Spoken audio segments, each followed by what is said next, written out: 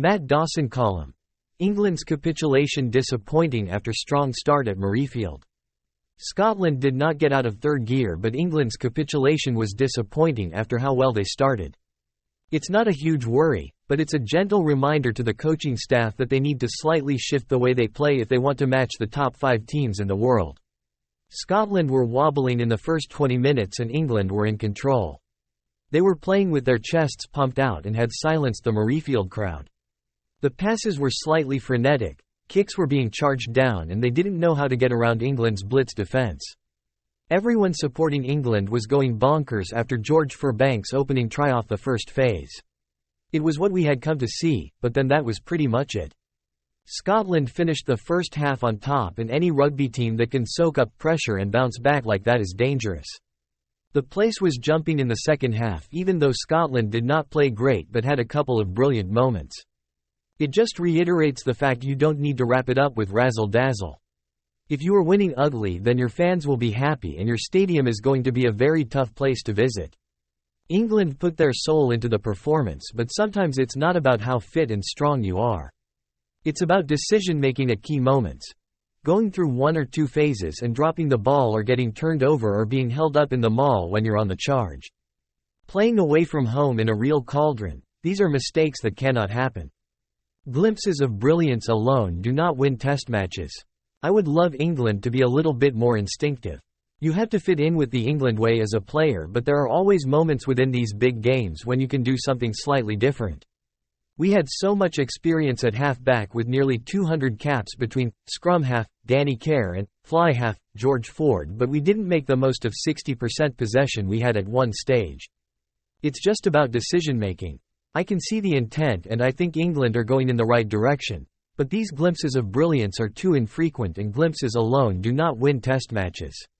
Ben Spencer comes on at scrum half and immediately goes into box-kicking mode on the halfway line, and I'm not sure I've ever seen him do that for his club Bath.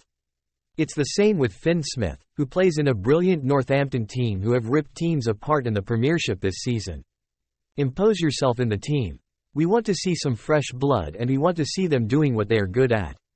Emmanuel Faye-Waboso still has that naivety to do what he knows he is good at. He played like the field was his own and didn't care what wing he was on. He wanted to get the ball in his hands and play. Particularly within the English game, it sort of gets coached out of you a little bit the longer you're in the squad, because everyone reverts to what the coaches want, so they have longevity in the jersey.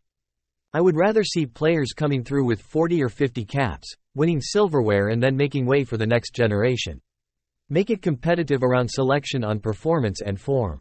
To win these games, you have to have world-class players. Duhan van der Merwe loves scoring against England.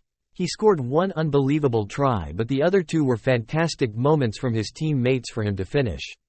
He is an incredible athlete and is battling with Ireland's James Lowe as the best winger in the Six Nations.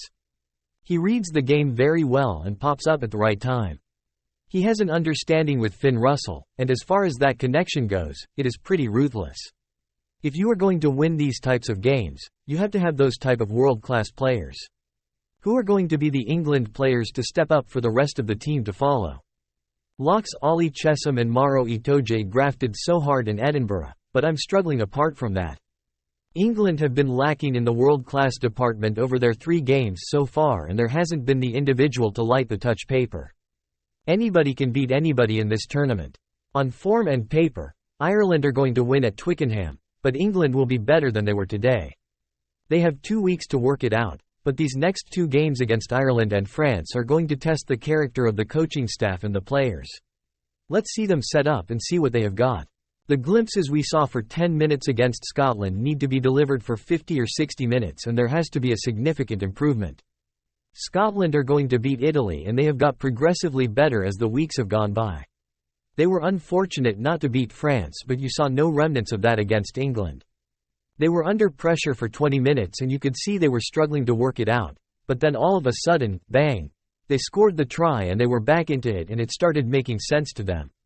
Matt Dawson was speaking to BBC